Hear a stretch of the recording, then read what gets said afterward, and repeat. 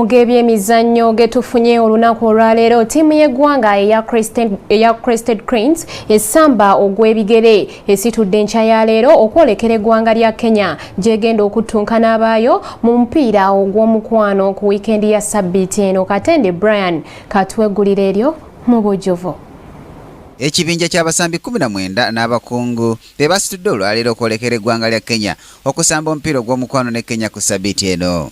Abasambi abatwaliddwa kuliko Asiya Nakibuuka, Natasha Shiraza gukyengire Denmark, Tina Nambirije, Sandra Nabweteme, Asfa Nasuna, Halima Kembabazi, Zaina Namuleme, Joani Nakirya, Trace Akila, Nakayenze Yudaya, Shakira Naroga, Rachel Ndagire, Florence Nakalule, Noami Nagadya, Captain Christine Wanyana, Stella Nasuna Kaliba, Viola Namuddu, Fatuma Namatovu ne Ruth Atulo. Guno gwe mpira gw'abakyalo guteekeddwa Uganda mu bbanga lya myaka 4 bukyanga empaka zino zitandikibwawo. Kenya ekyaziza Uganda mu mpira ogw'omukwano nga gwakusambibwa ku Ssabbiiti eno ku kisaawe kya Moi mu kibuga Kisumu eky'eggwanga lya Kenya, era ng'abasambi ba Uganda basuubira okutuuka ekiro kya leero mu ggwanga lya Kenya. Ku Kingdom TV amalindiro g'ebyemizannyo, nze Brian Katende.